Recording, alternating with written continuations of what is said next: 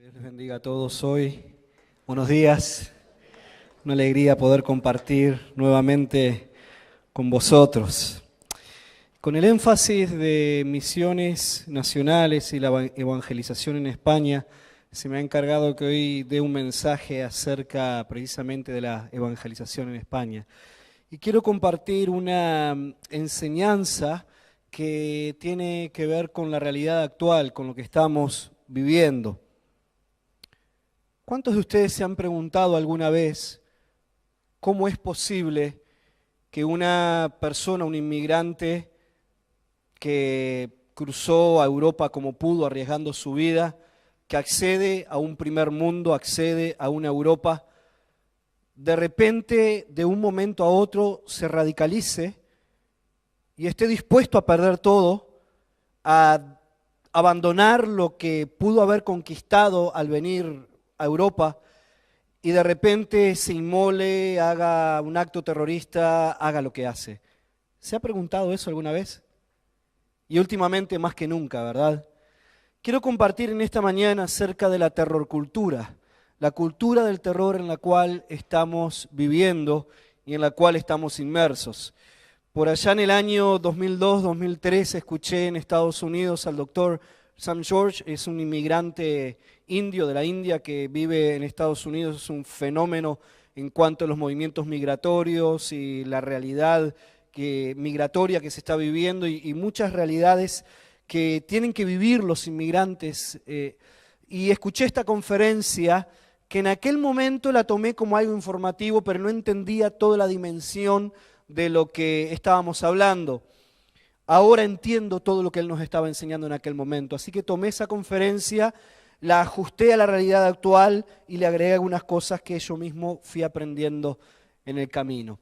Oro de que en medio de esto Dios me dé la palabra exacta que Él quiere compartir y que me dé la gracia para compartirlo con el sentimiento y el sentido adecuado para todo esto. Y la terrorcultura es prácticamente lo que estamos viviendo ahora en nuestro tiempo. ¿Dónde la vemos?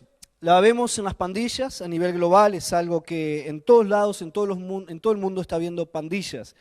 Entonces es una realidad que la violencia es parte de nuestra cultura por medio de una subcultura o una tribu urbana que son las pandillas, donde reina la violencia de distintas maneras. Lo vemos en las guerras y en guerrillas, Medio Oriente, África, en todos estos lugares.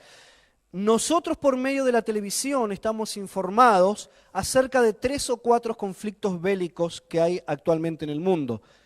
Pero en realidad, en este momento, al día de hoy, hay más de 100 conflictos bélicos que se están desarrollando simultáneamente en el mundo ahora. Hay más guerras de las que nosotros pensamos que hay. En los centros de educación, increíble que en los centros de educación haya violencia, pero hay más violencia de la que nos imaginamos. Y aunque no nos guste, los centros de educación se están volviendo lugares objetivos donde hay tiroteos, donde hay distintos tipos de problemas de violencia. Inclusive en Estados Unidos en algunos lugares ya hay detectores de metales porque los mismos estudiantes llevan armas a la escuela. Hace poquito en Miami un niño de 11, 12 años mató a otro niño de 9 por llevar el arma de su papá a la escuela. Y esa es la realidad que estamos viviendo. Y obviamente el radicalismo religioso, que hemos aprendido a ver a partir del 11 de septiembre, muchas cosas cambiaron. Estamos viviendo en la era de los lobos solitarios y todas esas fechas que pusimos ahí, olvídense. Ya es suficiente con ver todo lo que ha pasado en este año para ver que la realidad definitivamente ha cambiado. ¿Qué es la terrorcultura? La terrorcultura es una cultura de agresión y violencia. Está caracterizado en terrorismo, en militancia, en pandillas, violencia en los medios y disparos en los centros de estudio. Lamentablemente, es muy común entre los jóvenes. La gente que más está expuesta a la violencia, que está expuesta y que la genera en este momento, son los jóvenes. Y lo peor de todo es que está en crecimiento. El mundo cambió y definitivamente el 11 de septiembre del 2001 cambió todo. ¿Por qué? Porque el 11 de septiembre de 2001 nos mostró que aún las naciones más seguras de la tierra dejaron de ser seguras y que todas las naciones están expuestas. Pero no solo cambió en ese sentido, cambió para comenzar a mostrarnos que el formato de terrorismo religioso cambió. Antes el terrorismo religioso, ¿cómo era? Un secuestro de un avión una vez cada tanto en un lugar, cada 4 o 5 años. Era intentar matar judíos en distintos eventos donde se pudiera, de distintas maneras. Pero nunca se había llegado al concepto de redes celulares, de células, al concepto de lobos solitarios, de gente que ya no está en el radar del terrorismo como lo hemos conocido hasta ahora. Y sencillamente cambió totalmente el formato del cual se hace terrorismo, al punto que el secuestro de un avión ya quedó en la historia. El último secuestro de un avión que hubo fue precisamente el 11 de septiembre, o quizás hubo alguno anteahora, pero algo así, por terrorismo religioso, ya cambió totalmente el formato. Y hay una islamización del mundo, o una guerra santa. Hemos vuelto al periodo de la evangelización por medio de la espada. Hemos vuelto a esa etapa. Y donde ahora, de alguna manera, se está queriendo llevar adelante un fervor religioso radical que está llevando a una situación que todo el mundo está viviendo, una islamización radical. Hay un gran nexo entre la globalización y la religión. O sea, la globalización le da forma y la permite. De la misma manera que la globalización ha permitido que McDonald's esté en distintas partes del mundo, donde nunca antes nos habíamos imaginado que podía estar, que la Coca-Cola esté en distintas partes del mundo, de la misma manera el fervor religioso y la radicalización está siendo permitido por medio de la globalización. 30 años atrás, para radicalizarse, alguien tenía que viajar exclusivamente a un lugar donde estuvieran los centros específicos de eso y formarse. Hoy con YouTube ya no lo necesitamos nunca más. Sencillamente lo que se necesita es entrar a internet, poner las palabras claves y a formarse. Todo ha cambiado. Es algo que se esparce globalmente y hay un gran valor del odio y la violencia. Ahora, ¿por qué los jóvenes? ¿Por qué los jóvenes? Si usted mira todos los atentados que han habido en Europa en este año, los perpetradores son menores de 30 años. Y es increíble. Primero, ellos están en la primera línea de la terrorcultura. Son las personas que están en la frente de batalla. Son los primeros que están ahí. Los jóvenes generalmente son marginados y están en desventaja. Si tú te acuerdas de cuando tú tenías 14, 15 años, tú recordarás lo frágil que eras. Cualquier persona podía venir y hacerte cualquier daño. Y tú estabas muy indefenso, muy indefensa frente a la vida. Los jóvenes siguen siendo, los niños y los jóvenes siguen siendo el primer objetivo del enemigo. Y siguen siendo los que están en más desventaja en la vida frente a distintas circunstancias. Pero se gana su lealtad muy fácilmente. Yo me acuerdo de adolescente cuando cualquier persona me daba cualquier concepto altruista de la vida y ahí estaba yo en primera fila peleando por esa causa perdida. Somos así, somos idealistas y es posible intimidarlos y adoctrinarlos. Hay un gran misionólogo argentino que se llama Luis Bush, que hace unos 10, 15 años vino con el concepto de la ventana 414. Y él habla acerca de que toda persona que en la ventana de 4 a 14 años escucha cualquier tipo de mensaje, puede ser adoctrinado dentro de ese mensaje para el resto de su vida. Y es por eso que el enemigo, Satanás, sabe que si puede destruirle la vida a alguien en la ventana de los 4 a los 14 años, su vida estará mal torcida para el resto de la vida. De la misma manera, Louis Bush dice, esa es la gran oportunidad para los cristianos, para generar un ministerio de niño y adolescente. Porque cualquier persona que viene a Cristo entre los 4 y los 14 años tiene una gran posibilidad que va a ser cristiana el resto de su vida. Y para muestra, me convertí a los 8 años y he dedicado toda mi vida al Señor, dándole los mejores años de mi vida. Si nosotros logramos alcanzar a los niños y a los adolescentes en esa ventana, hay una gran oportunidad de que estén en Cristo el resto de su vida. Por eso tenemos que hacer un cambio en nuestra mentalidad, en el tipo de ministerio que tenemos. Nuestro ministerio del siglo XX y siglo XXI está muy enfocado en los adultos. Y mientras que le damos un gran énfasis a los adultos, muchas veces no le damos el énfasis correcto a los niños. Y no invertimos en los niños y adolescentes con la misma intensidad, con la misma gana, con la misma fuerza que lo hacemos con los adultos. Tenemos que entender que hay una ventana clave en esa franja que nosotros tenemos que invertir en ellos. Los jóvenes son idealistas. Vivimos y morimos por un ideal con 14, 15 años. Yo me acuerdo ideales que yo tenía en esa etapa de mi vida, que estaba dispuesto a dar mi vida, que hoy no me agarran para esos temas ni loco.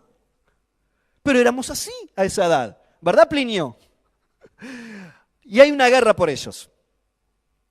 Hay una guerra por nuestros jóvenes. McDonald's tiene un plan para nuestros jóvenes. Apple tiene un plan para nuestros jóvenes. Levi tiene un plan para nuestros jóvenes. Todo el mundo tiene un plan para nuestros jóvenes. Las universidades tienen un plan para nuestros jóvenes. Ford tiene un plan para nuestros jóvenes. Todo el mundo tiene un plan para nuestros jóvenes. Si nosotros no le damos dirección de reino a la juventud, si nosotros no le damos dirección de reino a nuestros niños y a nuestros jóvenes, el mundo les dará un sustituto. Hay una guerra por ellos mucho más grande de lo que nosotros nos imaginamos. ¿Por qué tú crees que McDonald's, Burger King tiene un pelotero espectacular, que a nosotros los padres nos encanta ir ahí? Y que un fin de semana, aunque tú puedas tener 80 euros para gastarte en una cena con tu pareja, te gastas 30 para ir ahí. ¿Por qué? Porque ahí los niños se divierten, son felices. Y los estamos adoctrinando para el futuro, cuando crezcan, de que sean fieles consumidores de esa marca. Ahora, si el mundo es inteligente para todo eso, ¿cuánto más nosotros no tendremos que serlo para darle un futuro y una dirección a nuestros hijos? Pero el mundo es joven, más de lo que nosotros nos imaginamos. Más de la mitad del mundo, escuchen esto, ¿cuántos millones de personas hay en el mundo? Hay 7.000 millones de personas. Más de la mitad, quiere decir más de 3.500 millones de personas están por debajo de 25 años. El 85% de ellos están en las naciones en vía de desarrollo. Es un término muy lindo, pero significa países pobres subdesarrollados. El 85% de las personas menores de 25 años viven en los países que tienen que sobrevivir con menos de €1 diario. Esa es la realidad. Las naciones islámicas tienen un 55% de población por debajo de los 30 años. Quiere decir que la fuerza de las naciones islámicas es joven. Hay mucha juventud en estas naciones. Y hay más adolescentes en India y China que la población total de Norteamérica. Norteamérica es la combinación de Estados Unidos y Canadá. Entre los dos países hay 380 millones de personas. ¿Te imaginas Estados Unidos y Canadá llenos de adolescentes? Esa es la realidad de China e India. Más de 400 millones de adolescentes. El mundo es joven. Ahora, ¿cuál es la edad de reclutamiento? Los extremistas Sikh que son aquellos que tuvieron la guerra en India, sur de India, Myanmar, distintos lugares, 18 a 20 años. Hamás recluta a los 12. Al-Qaeda a los 18. El LTTE a los 10. Fatah a los 16. ISIS, o el Estado Islámico, entre los 8 y los 10 años. Mi hijo tiene 7 años, cumple 8 el año que viene. El solo hecho de pensar que con 8 años alguien me lo podría agarrar y adoctrinar para el islamismo religioso extremista islámico me estremece. Pero eso no va a pasar, gracias a Dios. ¿Por qué? Porque tiene un papá cristiano que le está inculcando los valores del reino de Dios y que espero que cuando él tenga la oportunidad de libre y conscientemente aceptar a Jesucristo, tome su decisión por él. Ahora, es justo que mi hijo, porque tiene la dicha de tener un papá cristiano, tenga la oportunidad de no ser reclutado para el Estado Islámico, mientras que los hijos de la mayoría de la gente de los países del tercer mundo no tienen ni siquiera la oportunidad ni de escuchar de Cristo, ni la oportunidad de decir que no al extremismo religioso. ¿Es justo que eso ocurra? No, no es justo. Y está en nuestras manos, en las manos de la iglesia de Jesucristo, demostrar una manera totalmente distinta de vivir. Jesucristo vino para darnos vida y vino en abundancia. Y conocimos la verdad y la verdad nos hizo libre. Y fuimos pasando de muerte, de tinieblas a la luz admirable.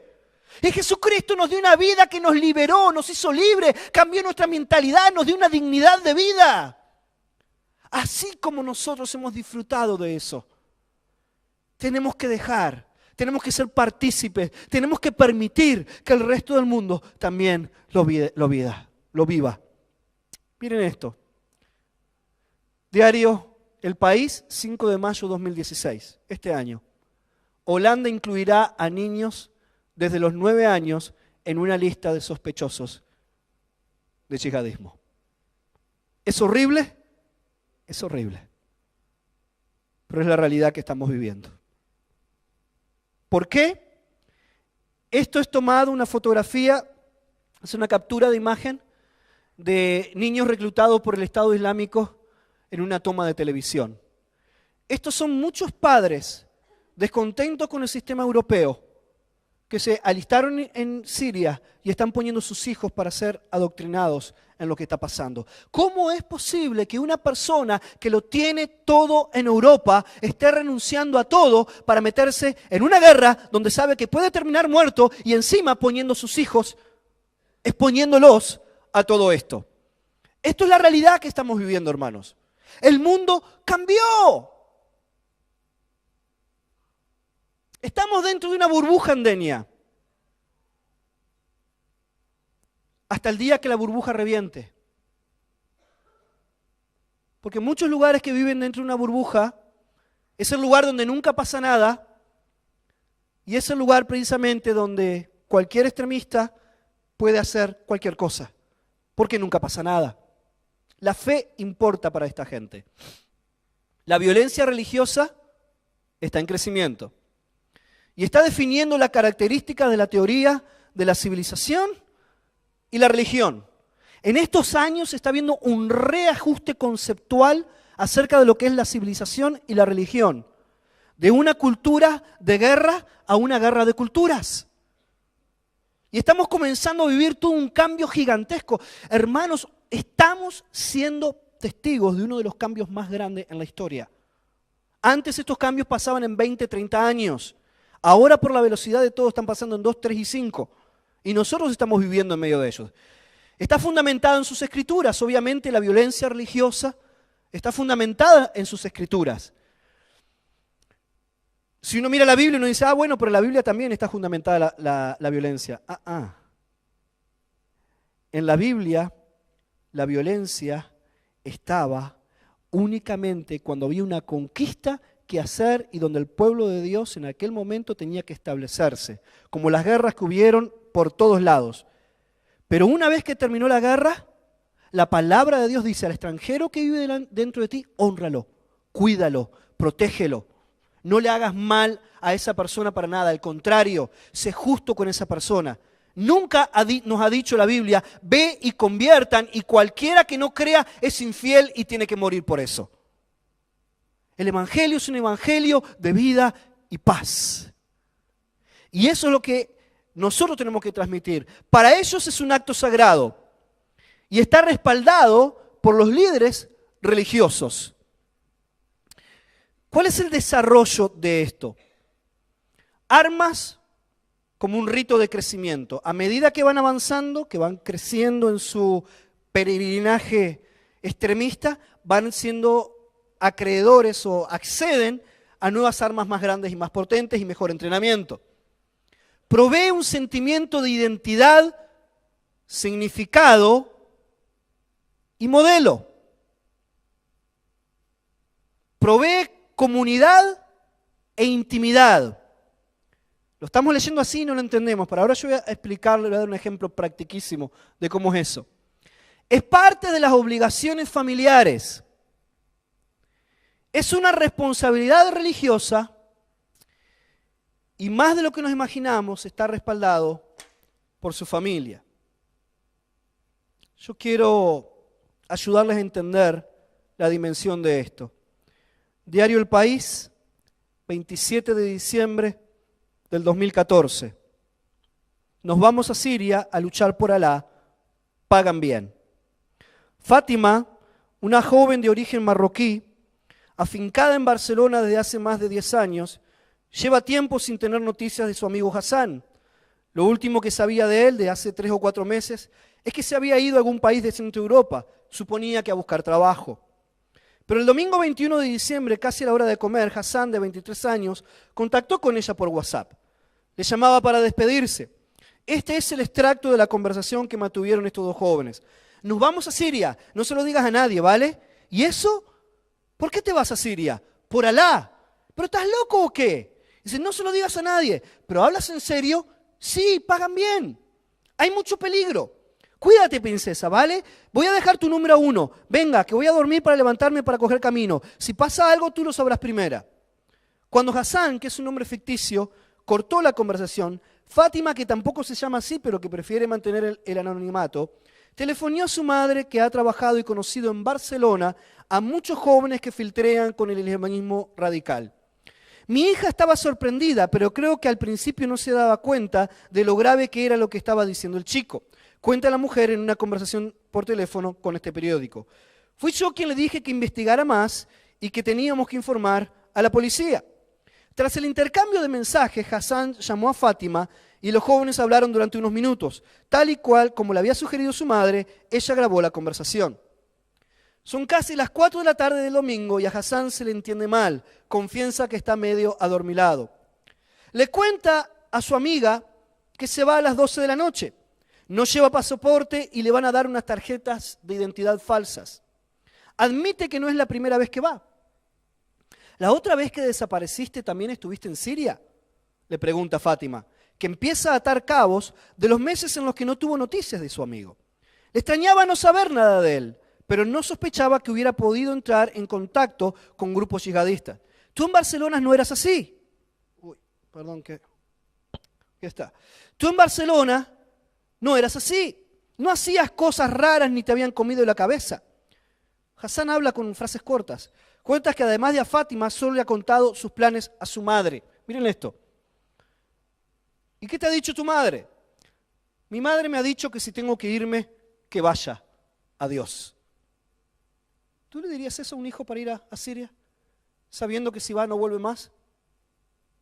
No. A menos que en tus escrituras estuviera justificado y tú sabes que hay un fatalismo religioso que si no hay más remedio y Alá lo quiere, bueno, que vaya y muera y sea su voluntad.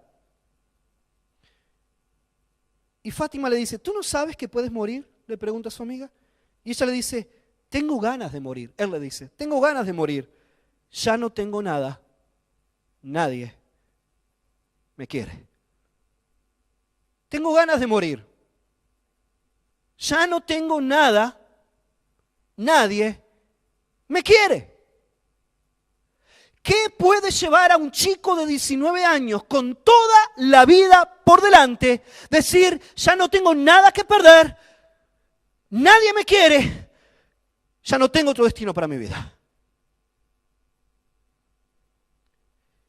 Hermanos, yo me pregunto, ¿dónde está la iglesia de Barcelona para ser amiga de este chico y para decirle, no te vayas a Siria? Yo te amo, yo te quiero, yo te voy a extrañar. Y la respuesta es, la iglesia de Barcelona no está. ¿Por qué no está? Porque no es amiga de Hassan, por eso puedo decirlo. ¿Por qué no está? Porque somos más racistas de lo que nos imaginamos, hermanos. ¿Por qué no está? Porque todos nosotros, todos, tenemos pánico que nuestros hijos sean amigos de un árabe. Y nunca en la vida quisiéramos que fueran amigos de un árabe. Y si son amigos, enseguida le entregaríamos un cuestionario. ¿Dónde está? ¿Cómo ha ido? ¿Cuál es su familia? Venga para aquí. ¿Cómo es posible que un chico de 19 años en Europa, en Barcelona, no tenga esperanza de vida? Es más fácil de lo que nos imaginamos. La primera generación de inmigrantes en un país es la generación 1.0, la primera.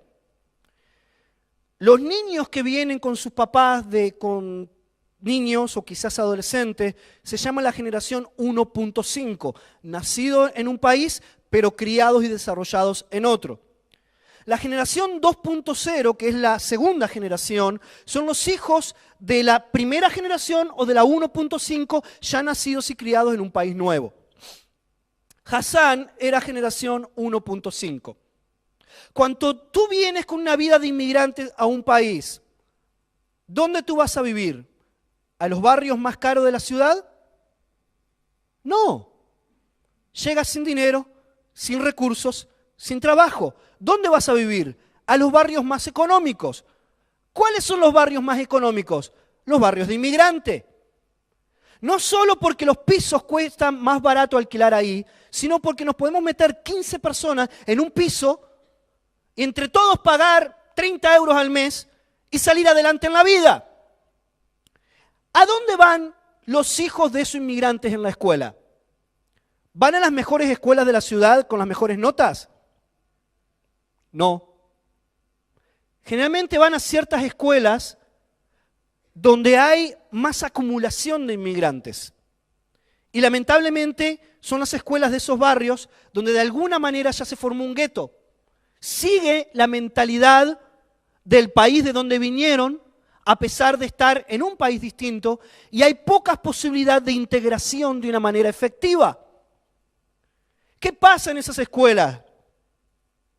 No quiero que suene despectivo, voy a decir las palabras que utilizamos en la calle. Estos son los hijos de los moros. Este es un morito.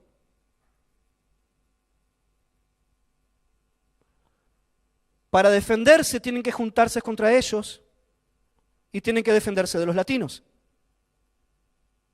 Que a su vez están los de Europa del Este, que también están en medio de una situación similar y tienen que defenderse de esos. Y a su vez están los hijos de los africanos y tienen que defenderse de esos. ¿Cómo crece un niño así? Con dolor, con resentimiento, con amargura. Tenemos una lucha increíble. Vamos a buscar trabajo. Para el mismo trabajo se pone un español, un gitano, un árabe, un chino, un latino. Muy probable que el primero que escojan es al español. Después del español, muy probable que cojan al latino. 30 años atrás, el latino era lo peor que podía haber en Europa, Sudaca y todo eso. Hoy, somos lo mejor. ¿Por qué? Porque somos lo que de alguna manera tenemos alguna herencia española, italiana, y de alguna manera nos ven un poquito mejor. El problema es que nosotros nos creímos mejor que el resto de los inmigrantes. Y nosotros entramos en el mismo juego de destratar a los africanos, destratar a los árabes y destratar a los de Europa del Este y destratar a cualquiera que no sea como nosotros. Hassan intenta buscar trabajo con 15, 16 años. ¿Tú crees que lo encuentra? No. ¿Qué es lo que encuentran? Que lo rechazan, que lo traten mal. Es muy probable que él también meta la pata, que vaya 1 o 2 veces a la cárcel, que esté metido en un conflicto de pandillas en la calle, porque en la calle tú tienes que defenderte y tienes que ver cómo tú llevas algo a la boca y algo a tu casa.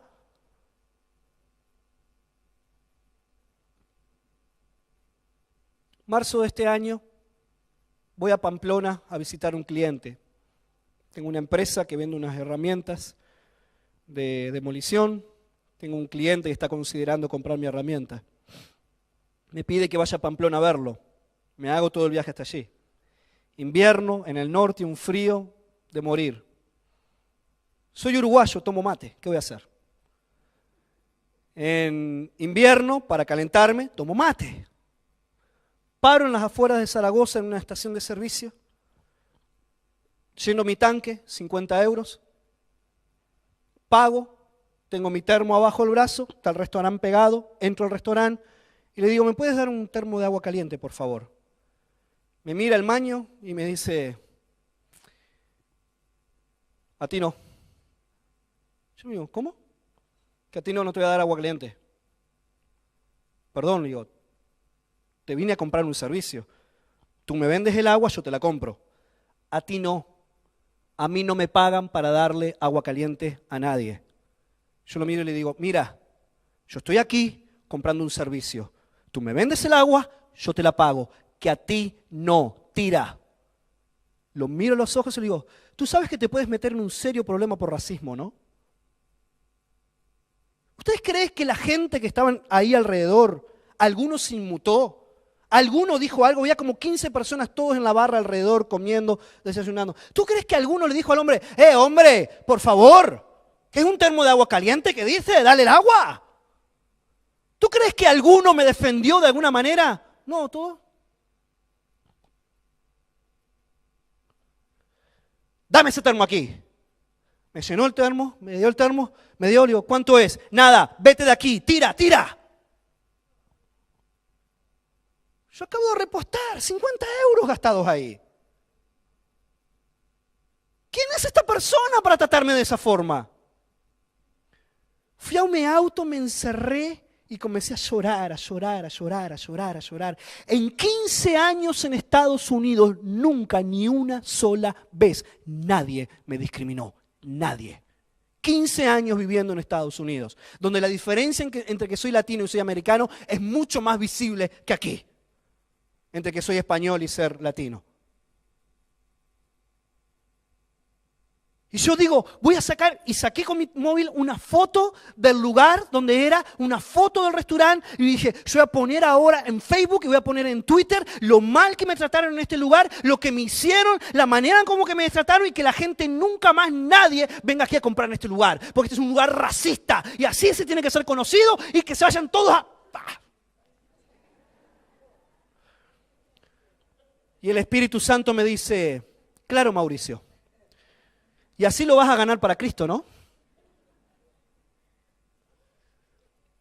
Y el Espíritu Santo en ese momento me dijo, Mauricio, la única manera que la luz redentora de Cristo ilumine a esta gente es que tú perdones. Y no solo que perdones, que no pongas ninguna foto en ningún lugar y que la próxima vez que estés en la zona vuelvas a parar y vuelvas a comprar aquí. Borrar esas fotos, hermano, fue terrible para mí. Pero lo hice, seguí mi camino, llegué a Pamplona. Ahora, si a mí que soy latino, ciudadano europeo, con mis papeles en regla en este país, abriendo empresa, con estudios, me trataron así, ¿qué puede esperar Hassan en Barcelona? Encima de todo esto, atrapado en medio de un conflicto político donde los inmigrantes quedan en tierra de nadie. De repente viene alguien del ISIS y le dice a Hassan, Hassan, te vamos a dar trabajo. No solo que te vamos a dar trabajo, te vamos a dar un grupo de personas alrededor tuyo que te van a tratar con dignidad. No te van a menospreciar, no te van a dejar de lado. No solo eso, vamos a poner armas en tus manos, te vamos a entrenar. Y aparte de entrenarte, te vamos a dar un motivo para vivir y para morir. Y si tú mueres haciendo la yihad, lo mejor que te puede pasar es que te vas a vengar de aquellos que te han tratado muy mal, pero aparte de todo esto es un camino directo al cielo para estar junto con Alá y las 70 vírgenes que te van a servir. Tú eres una persona que ha sido tratada mal, que no tienes trabajo, que tienes desesperanza, que no tienes ningún entendimiento de cómo funciona este mundo o intentas entenderlo, pero no puedes creer que para ti no te puedan ayudar. Viene alguien y te dice eso, ¿tú qué harías? Si tú ya estás con un pie en la desesperación, esto ya termina de cerrarte y decir, bueno, por lo menos tengo algo con lo cual vivir dignamente, tener un arma en mis manos y morir sirviendo a mi Dios. Hermanos, esa es la realidad de esta gente. Pero ¿cuál es nuestro problema? No queremos ser sus amigos. Los vemos como un estorbo, como un problema, como algo.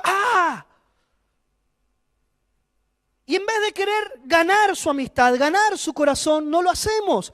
¿Cuáles son los valores de esta terrorcultura? La muerte significa más que la vida. La rebelión es crucial. Ser un mártir es inevitable. Hay que dejar un legado. ¿Cuál es el ministerio que nosotros tenemos que hacer entre medio de esta gente? Tenemos que hacer ministerio entre la primera generación de inmigrantes, la generación 1,5 y la segunda generación. Y déjenme decirles esto, darles comida no basta. Darles comida es una puerta de entrada. A menos que yo me gane su amistad y su amistad genuina, no hay manera que voy a poder ser influencia para ellos. El gran desafío es convertirnos en amigos genuinos, no en amigos que tenemos la intención de evangelizarlos a saco, sino amigos genuinos que me preocupo por ti, tal cual como me preocupo por cualquier otro amigo, y disfrutamos la vida, y en el compartir la vida te muestro un cristianismo genuino.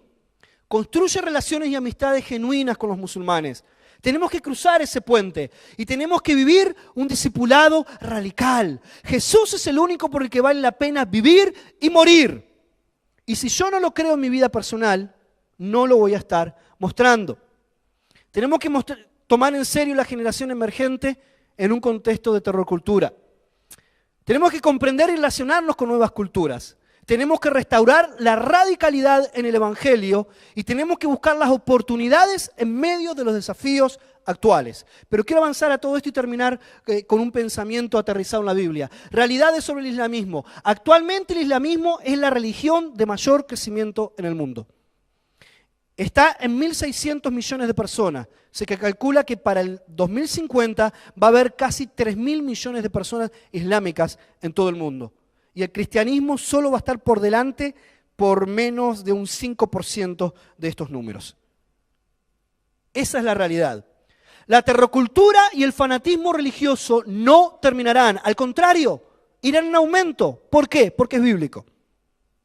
Lo que estamos viviendo ahora, hermanos, acostumbrémonos, va a ser la moneda corriente y va a ir cada vez de mal en peor.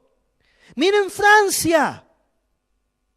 Con los atentados que hubieron en noviembre del año pasado, uno pensaría que habría una seguridad tan extrema que nunca más nada pasaría en Francia y está pasando vez tras vez. ¿Qué es lo que tú crees que nos impide que España sea la próxima? Nada, hermanos. Nuestra vida está tan expuesta aquí como lo están los franceses en su país. Y nosotros tenemos que entender que si nosotros no le damos dirección de reino, propósito de reino a nuestra vida, vamos a consumirnos detrás de cualquier otro propósito. ¿Cuándo sucederá esto? ¿Cuándo será la señal de tu venida y del fin del mundo?, le preguntaron los discípulos a Jesús. Tengan cuidado que nadie los engañe, les advirtió Jesús. Vendrán muchos que usando mi nombre dirán, yo soy el Cristo, y engañarán a muchos. Ustedes oirán de guerras y rumores de guerra, pero no se preocupen, no hay que alarmarse. Es necesario que eso suceda, pero no será todavía el fin. Se levantarán nación contra nación y reino contra reino. Habrá hambres y terremotos por todos lados, pero todo esto será apenas ¿el qué? Hermanos, no lo digo yo, lo dijo Jesús. Lo que estamos viviendo, yo lo creo, son los comienzos de los dolores. No creas que por vivir en Europa estás a salvo. Ya no hay más países seguros. La inseguridad es global. Y el sueño de la vida en el primer mundo no es una mejor opción que una vida al servicio de Dios. Muchas veces soñamos para nuestros hijos, que sea empresario, que sea profesional, que sea esto, pero siervo de Dios, ay no, para vivir mal y cobrar mal y cargar con las miserias de la gente, no, que sea empresario. Hermanos, una vida al servicio de Dios es lo mejor que le puede pasar a tu familia. Hay algo que yo tengo claro. Mi vida está dedicada al servicio de Dios. Me paga una iglesia, un ministerio o una fábrica o una empresa. No me importa de dónde venga mi salario. Mi vida tiene un sentido de reino. Viva donde viva, esté donde esté, haga la tarea que haga. Porque ser una persona dedicada al servicio de Dios no depende de dónde venga mi sueldo. Depende del propósito, la dirección y las metas de vida que yo tengo en el reino. Y si tú no tomas los objetivos de vida del reino, encontrarás un sustituto. Hermanos, es una lástima que tengamos que rogar por una ofrenda misionera, como si le estuviéramos pidiendo limosna. Cuando queremos comprarnos un plasma, nos lo compramos. Cuando queremos comprar unas vacaciones a tal lugar, lo hacemos. Cuando queremos comprar una ropa de mar, lo hacemos. En medio de la crisis siempre encontramos y tenemos lo que queremos. Y la ofrenda misionera, 15 euritos. Y nos sentimos como que, hermanos, es una vergüenza. Tenemos los valores de nuestra mente cambiados. Y esta gente en el Medio Oriente lo dan todo por una causa falsa. Y nosotros que tenemos el Dios verdadero, tenemos que andar rogando a la gente que por favor obedezca la Biblia. ¿Cuándo cambia todo esto? Cambia solo cuando dejamos que el Espíritu Santo nos toque y haga una obra tremenda en nuestras vidas. Nuestros hijos están expuestos en la escuela a mucho más peligros de lo que tú crees. A drogas, influencias negativas, a pandillas, a tiroteos y a un sistema de educación anti Dios. Si tú crees que tu hijo está más seguro en la escuela que dentro de la iglesia, o que está más seguro en la escuela aquí que en las calles de Siria, yo digo, obviamente en Siria no estamos como en Siria sufriendo bombardeos, pero que estamos expuestos en este sistema a tantos peligros como tantos niños en distintas partes del mundo, estamos expuestos. ¿Con más derechos? Sí. ¿Con más protección? Sí. Pero estamos expuestos. Si tú no le das propósito y dirección de reino a tu familia, alguien más le dará un motivo de vida. El otro día iba en el auto con Ian, mi hijo. Me empezó a preguntar acerca del cielo y del infierno. ¿Y quién se iba al cielo y quién se iba al infierno? Y le dije, bueno, hijo, aquellos que aceptan a Jesús, que creen en Jesús, se van al cielo. Aquellos que no lo creen y lo rechazan, se van a ir al infierno. ¡Ah, papá! Hay mucha gente que no cree en Dios, se va a ir al infierno. ¡Ah! Nosotros tenemos que ir y hablarle de Jesús. Y yo digo, hijo, exactamente. Ese es nuestro propósito de vida. Eso es por lo que vinimos a España. Para decirle a la gente acerca de Jesús. Y yo me estoy encargando de darle un propósito de vida a mi hijo. No estoy esperando que la escuela dominical de la iglesia se lo dé. La escuela dominical tiene que reforzar lo que yo le doy en mi casa. Pero si mi hijo no ve un modelo en mí, de un siervo de Dios, de un hombre que vive con los conceptos del reino, no puedo pretender que 2 horas en la iglesia por semana me lo transformen. Es más probable que el sistema de la escuela, 40 horas por semana, me lo transforme más que lo que no puede transformar la iglesia 2 horas por semana. Si yo no soy la influencia en la casa, no hay manera de que él pueda tener una visión de vida totalmente distinta.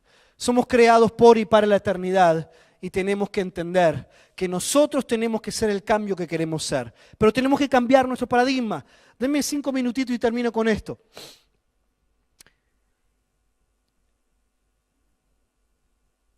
Hay una ventana por medio de la cual todos vemos el mundo. Todos. Se llama cosmovisión. Es la manera como nosotros hemos aprendido a ver el mundo. Tiene que ver con la educación que recibimos en la escuela, la educación que recibimos en casa, el instituto donde fuimos, las cosas que vimos en la televisión. Todo nos forma una manera de ver el mundo, que son lentes, gafas, por el medio del cual vemos el mundo. E interpretamos el mundo de esa manera. Los discípulos de Jesús veían e interpretaban el mundo de esa misma manera. La primera ventana que tenían los discípulos era la ventana del localismo. Dice que la iglesia obedeció el mandato de predicar en Jerusalén, pero hasta el pasaje que vamos a ver a continuación, no vemos la intención de salir de esta localidad. ¿Por qué? Porque eran localistas. La palabra de Dios dice en Hechos 1:8, pero recibiréis poder cuando haya venido sobre vosotros el Espíritu Santo y me seréis testigos en Jerusalén, en Judea, en Samaria y hasta lo último en la tierra. ¿Qué hicieron los discípulos? ¿Dónde se quedaron predicando? Jerusalén. Y no salieron. ¿Qué tuvo que hacer Dios? No salieron intencionalmente. Fue la persecución la que los obligó a salir de esa localidad. En aquel día hubo una gran persecución contra la iglesia que estaba en Jerusalén y todos, salvo los apóstoles, fueron esparcidos por las tierras de Judea y de Samaria. Y los que fueron esparcidos iban por todas partes anunciando el evangelio. Hermanos, si nosotros no cumplimos Hechos 1:8, Dios tiene que mandarnos Hechos 8:1. Si hay persecución en tu vida, si hay falta de trabajo, si las cosas no salen bien, si hay enfermedades, si hay crisis, muchas veces es la mano de Dios empujándonos a salir de nuestra zona de comodidad y ir a un lugar distinto a cumplir un rol en el reino. Hermanos, yo lo confieso, a menos que yo me hubiese quedado sin trabajo en Estados Unidos, yo no estaría aquí en España ahora cumpliendo el rol que tengo. Dios utilizó una circunstancia laboral para que yo pudiera estar en este tiempo junto con mi familia cumpliendo un propósito de reino. Yo lo tengo claro, necesito el trabajo para vivir, pero mi propósito va más allá del trabajo. Van a expandir el reino en España. Y es ahí donde nosotros tenemos que entender lo que Dios hace en nuestra vida. Lo segundo, la ventana del etnocentrismo. Los creyentes eran fieles en proclamar el evangelio a los judíos. No tenían la intención de hablar con otro tipo de gente porque eran etnocéntricos. Ahora bien, los que habían sido esparcidos a causa de la persecución que hubo con motivo de Esteban, pasaron hasta Fenicia, Chipre y Antioquía sin hablar a nadie la palabra, sino solo a los judíos. Y los creyentes españoles que estaban en Denia pasaron a Italia, Francia y Alemania y no le hablaban el evangelio a más nadie, solo a los españoles. Esa es una versión actualizada de este versículo. Hermanos, tiene que cambiar nuestro concepto de prójimo. Si yo te digo a ti, ¿quién es tu prójimo? Tú me dices, el que está a mi lado. Y eso está bien para el examen. Pero en la práctica, tú vives en tu cuadra. Al lado de tu casa vive un español. Al lado del español, un chino. Al lado del chino, alguien de Europa del Este. Al lado de ese, un árabe. Al lado del otro, otro inmigrante. A ti se te pincha la rueda del auto. ¿A quién tú le pides ayuda? Porque el concepto que tenemos de prójimo es otro que es igual a mí. Y unos varones de Chipre y de Cirene cruzaron la barrera racial y la mano del Señor estaba con ellos. Allí surgió la iglesia que sí llevó el evangelio a otros pueblos, pero había entre ellos unos de Chipre y de Cirene, los cuales cuando entraron en Antioquía hablaron también a los griegos, anunciando el evangelio del Señor Jesús, y la mano del Señor estaba con ellos. Y gran número creyó, ¿y qué? Y se convirtió al Señor. Pongámonos de pie, por favor. Y terminemos con una oración. Yo sé que es mucha información para un ratito. Generalmente esta es una conferencia que yo doy en 2 horas, que la he transformado en predicación. Pero yo quiero que tú pienses en todo lo que hemos hablado en esta mañana. Yo no justifico el islamismo religioso, no justifico el terrorismo y no creo que eso esté bien de ninguna manera. Hay familias cercenadas, hay gente con dolores, hay gente muerta, asesinada. Pero sí creo que hay futuros terroristas que podrían no serlo nunca más si nosotros, la Iglesia de Jesucristo, perdiéramos el miedo a predicar el Evangelio a aquellos que son distintos a nosotros. Lo peor que ha hecho Satanás en medio de esta etapa, en medio de este siglo, en medio de esta realidad extremista musulmana, es ponernos miedo en nuestra mente y en nuestro corazón en contra del árabe y en contra del inmigrante, en contra de aquel que viene de estos países. Y ese miedo ha realizado que nosotros no tengamos el amor que tenemos que tener y veamos a estas personas como nuestro prójimo. En medio de un mes donde estamos enfatizando la evangelización en España, los perdidos de esta nación, este país que necesita de Cristo. Hermano, yo quiero abrirte la mente a que ya no únicamente pienses en los españoles de este país que necesitan a Cristo, sino que pienses también en los inmigrantes, en los de Europa del Este, en los africanos, en los árabes del Medio Oriente, en los latinos, en tanta gente que viene a esta nación buscando un bienestar, pero que necesita desesperadamente encontrarse con Jesucristo. Padre, yo te pido en esta mañana, Señor Jesús, que tú levantes en nosotros una generación misionera, una generación de gente que comparte el Evangelio a toda criatura, a toda persona, no importa la nacionalidad que tenga. Padre, te clamamos por España. Señor, bendice esta nación hermosa, bendícela. Tráele salvación, levanta obreros y levanta cristianos fieles que cumplan su propósito en esta generación. A mí, entre ellos. Padre, cumple tu propósito con nosotros y permítenos que nosotros le demos una dirección de reino a nuestra familia y a nuestros hijos. En el nombre de Cristo Jesús. Amén. Que el Señor les bendiga, hermanos. Gracias por su tiempo.